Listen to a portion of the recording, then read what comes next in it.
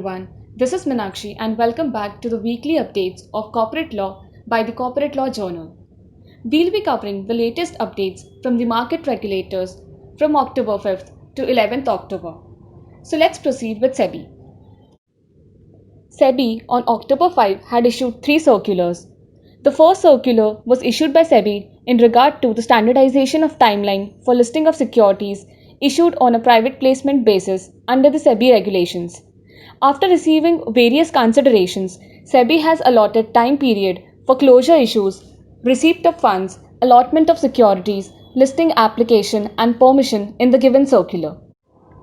Depositories shall activate the ISILs of debt securities issued on a private placement basis only after the stock exchanges have accorded approval for listing of such securities.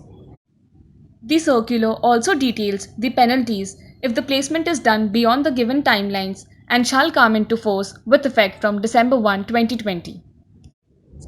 The next circular that was issued by SEBI was pertaining to riskometer for product labeling in mutual fund schemes.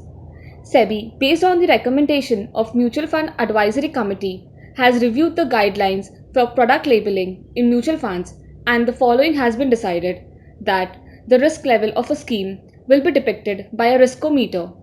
The riskometer shall have the 6 levels of risk for mutual fund schemes as low risk, low to moderate, moderate, moderately high, high risk, and very high risk.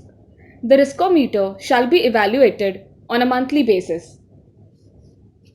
3 more circulars were issued by SEBI on October 8th. The first circular in regard to this was the extension of facility for conducting extraordinary meetings of unit holders of InvlTs and REITs through video conferencing or other audio-visual means. The facility was made available for annual meeting of unit holders was to be conducted during the calendar year of 2020. Other than the annual meeting, the facility for conducting meeting of unit holders through VC or OVM was provided up to September 30, 2020. Due to the pandemic, representations have been received for extending the facility for conducting extraordinary meetings of unit holders, and considering the same, SEBI has extended the deadline up to December 31st, 2020.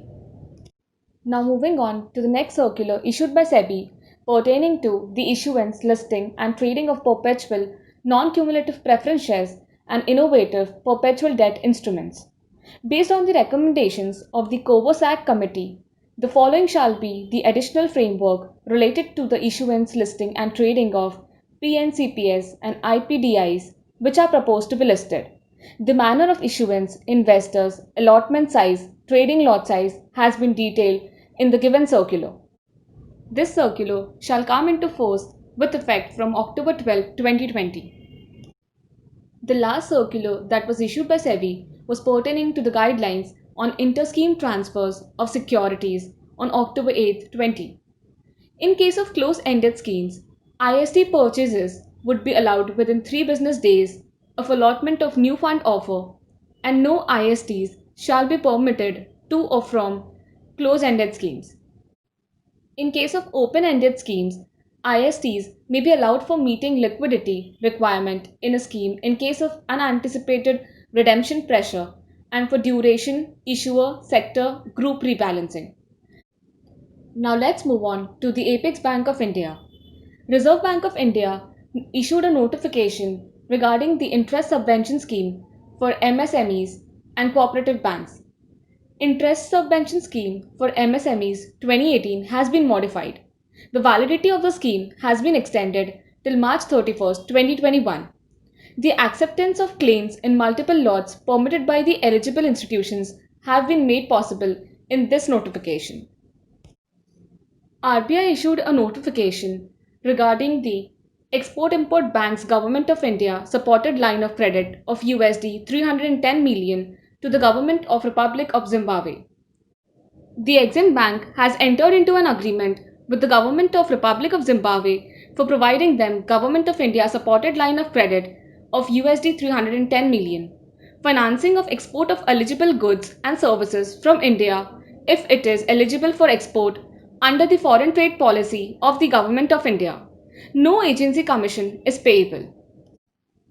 Another notification has been issued by the RBI on review of export data processing and monitoring system module for caution-decaution listing of exporters. Directions issued under Section 10, Clause 4 and Section 11, Clause 1 of the Foreign Exchange Management Act 1999. The revised procedure states that an exporter will be caution listed by RBI on the basis of recommendations of the AD Bank on the exporter's track record with the AD Bank and investigative agencies. Procedural aspects on handling of shipping documents of the caution-listed exporters remain unchanged.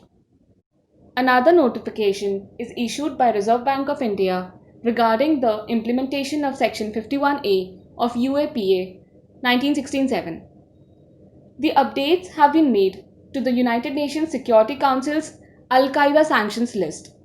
The Ministry of External Affairs has forwarded a press release issued by the United Nations Security Council Committee concerning the ISIL, Al-Qaida and associated individuals, groups, undertakings and entities regarding the changes in the list of individuals and entities subject to the assets freeze and travel ban. The last notification that was released by the Reserve Bank of India was pertaining to the Sovereign Gold Bond Scheme 2021 Series 7, 8, 9, 10, 11 and 12. The date of issuance of bond and its terms and conditions have been specified in this circular. The subscription of the gold bonds under the scheme shall be open from Monday to Friday on the specified dates. The application form to contain information like the grams in units of gold and the full name and address of the applicant. That will be all for today's session, and guys, don't forget to like, comment, share and subscribe for more latest updates from the corporate world. Thank you.